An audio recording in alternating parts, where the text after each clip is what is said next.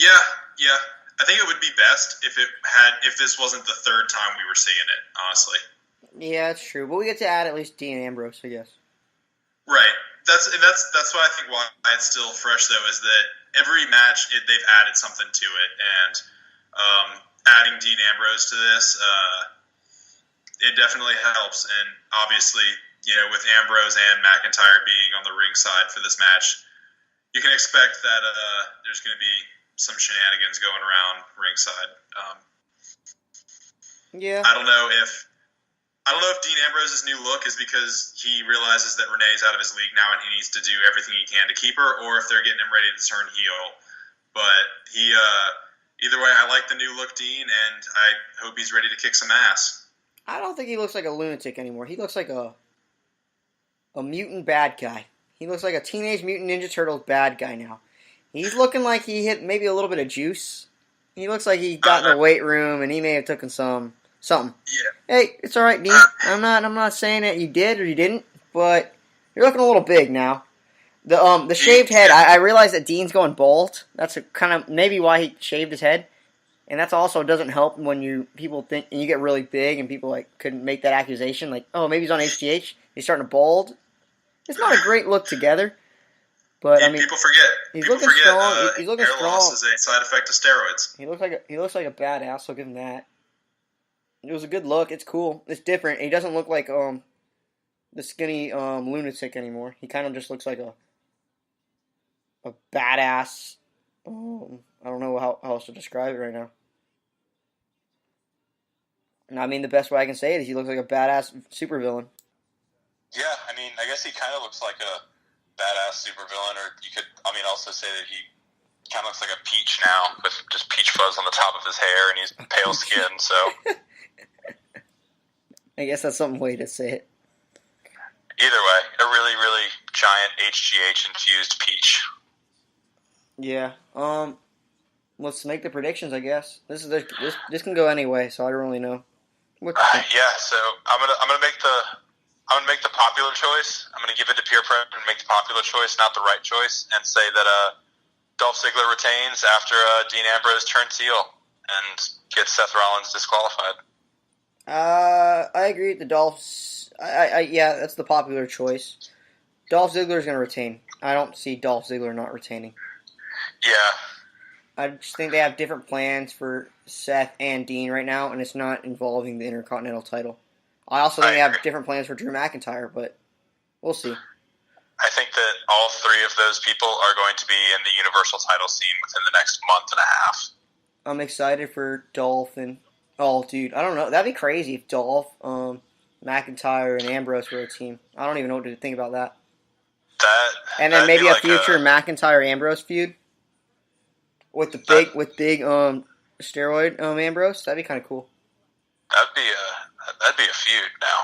That'd be kind of badass. That's kind of what I want to see now. I just talked myself into that. But yeah, predictions. I guess I'll take. Man, I just talked myself into it. So yeah, I'm going Ziggler and Ambrose turns on them. I wanted to say like Ambrose gets involved in the main event and he goes after Roman Reigns and they say, "Go ahead, we're going Universal title." But now I'm thinking something with McIntyre and then he goes after McIntyre eventually. Yep. I talked myself into it, so I mean, yeah, I gotta go with it. All right, move on to the next one then. Moving on, we have the SmackDown Women's title between Carmella, Becky Lynch, and Charlotte Flair. It is a triple threat match, meaning there is no disqualifications, no countouts. The first woman to gain pinfall or submission in the ring will be declared your winner. Under triple threat rules, Carmella does not need to be pinned to lose her title. Can James Ellsworth get a pin and win the title? Is that possible? James Ellsworth can. R-Truth can. But if R-Truth gets the pin, he only gets a title shot. He doesn't actually get the title. All right, that's fair. But this brings me to my point of how I believe this match I have choreographed out in my head absolutely perfectly. So they all come into the ring. Here. Actually, let me talk before you choreograph it. How about that? All right. Go ahead. So, I thought this feud could have been way better if they didn't add Charlotte. I thought it should have just been Becky Lynch versus Carmella. I like Carmella a lot. I think Carmella gets a lot of hate. I don't know really why. I guess I understand why. People aren't. She's a shitty wrestler. Yeah, she's a shitty wrestler. I think her charisma is really well, and I think she plays a great heel. I think she can She's wrestle great a on lot. the mic. She's great on the mic. She I think really she's is. a terrific heel, and I think she could wrestle way better than. I think they don't like the women. I think they like kind of push them to play more heelish and not wrestle as well and just play dirty tactics. But I think that like her and Alexa Bliss can both go way more than they show. Yeah, I think Alexa Bliss definitely can, and I think that's part of why Alexa Bliss doesn't wrestle as much as she can. Yeah. Like she just has a very basic moveset because she is a heel and she knows that frustrates people. And yeah, I don't think she wants the hate of people saying you can't wrestle, and she's like, well, yeah, I'm a heel. I'm not supposed to. I'm supposed to win by every means other than wrestling. I think Alexa can go more than Carmella can, but I think they both can. They can go. I think Alexa's definitely the better of the two. But anyway, so Carmella, I think it should have just been Carmella Becky, and it should have just been Carmella taunting her and torturing her, just heelish all the way through, and then Becky Balboa style, takes the title, and the crowd goes nuts when she takes the title. And I think it should have been simple. I think they should have just kept it simple. Yeah, I can sometimes get behind that. Simpler storylines are better.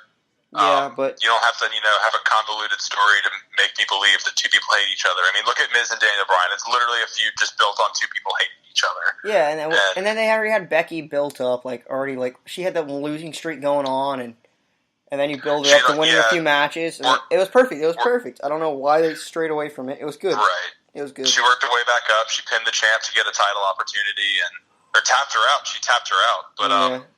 Anyway, you talk about how you were saying how you feel this match should play out, or how it's going to play out. I have this match choreographed perfectly in my head. They all come down to the ring one by one. You have Flair, Legacy, you got the Potato Farmer, and then you got Great Value Alexa Bliss coming down the ring. Don't call my girl Becky Lynch a Potato Farmer. She's the last kicker. Last kicker. The last kicker. Yeah, she kicks last ass.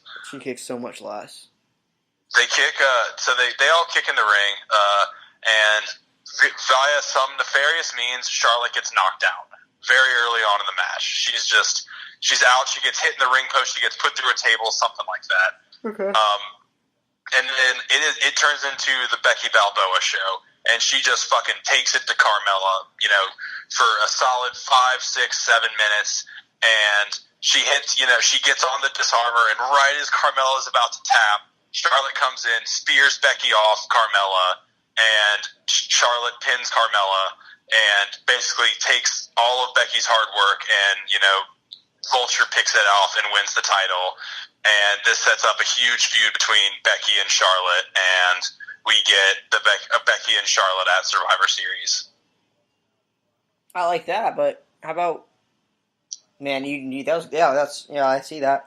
But how about we do what I was saying earlier with the simple thing with Becky versus Carmella, and you just replace Carmella picking off the feud. But you can even do it with Charlotte, and you still play the Becky Balboa character. I like that actually a lot.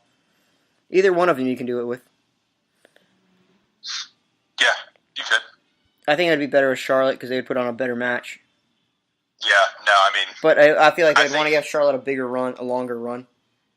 Yeah, I think Becky Lynch versus Charlotte Flair is a match that needs to main event.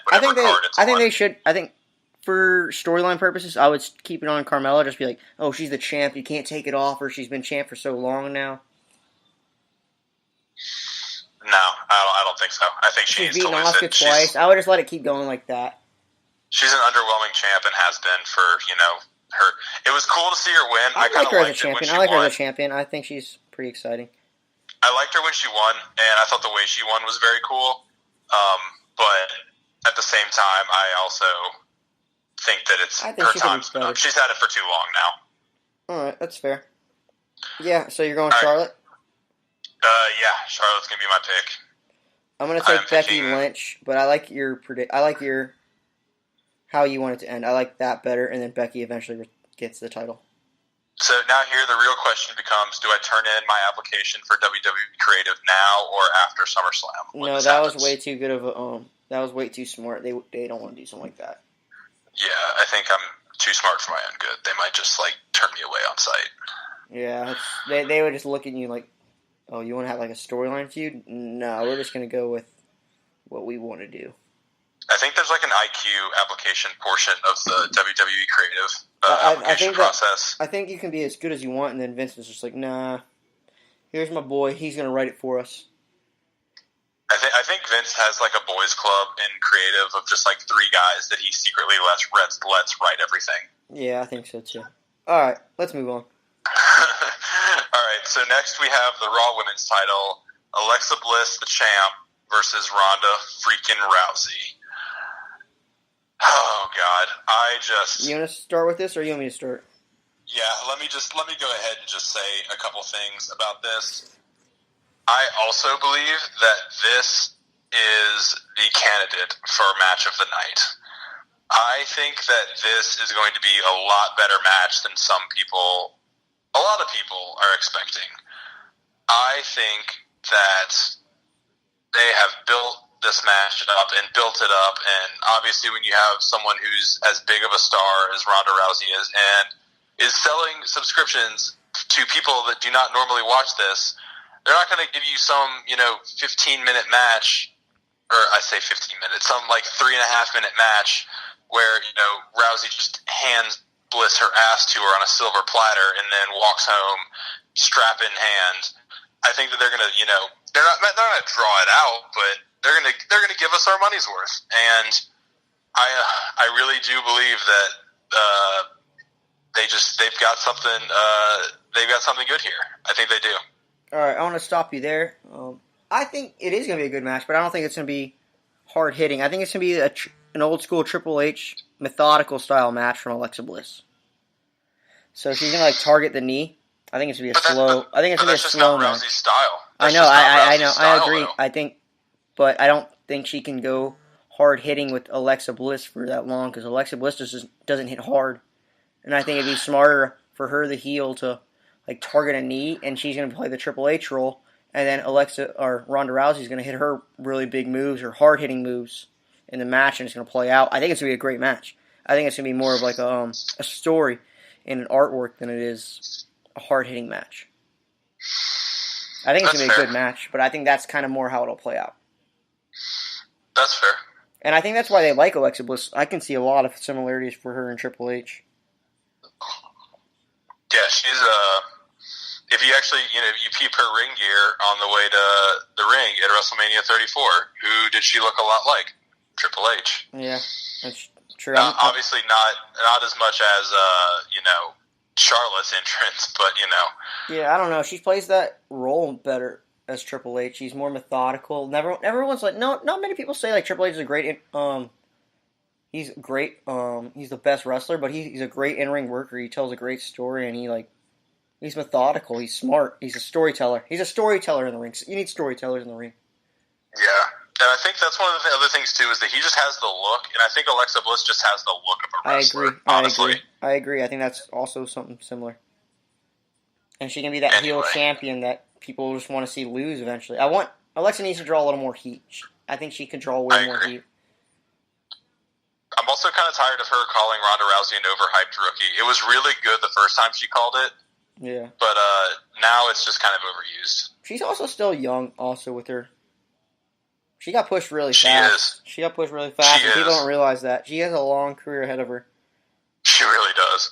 I see her being one of the people that's still wrestling after she leaves the company, comes back and wrestles a lot, guest wise. I hope so. But anyway, let me see what else. I wanted to add some more stuff to that.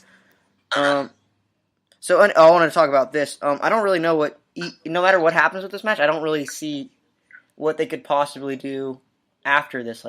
Do they continue the Alexa Ronda feud? If they don't, I don't really see anyone competing with Ronda or Alexa. Is it going to be Ember Moon? I mean, that's the only one that they could really make a competitor. I mean, Nia Jax disappeared after last. I haven't seen Nia Jax on Raw since the last pay-per-view, right? Yeah, Nia Jax is fucking fairy dust now. So yeah, I mean, who else can compete? It's Ember Moon is the only legitimate threat, but I don't think she's even that big of a threat yet. I think, I see. If Ronda wins, then I think that's the only. I think they do some sort of storyline where Nia gave Ronda her title opportunity, so Ronda gives her a title opportunity, and they have a good feud going or a good match going, but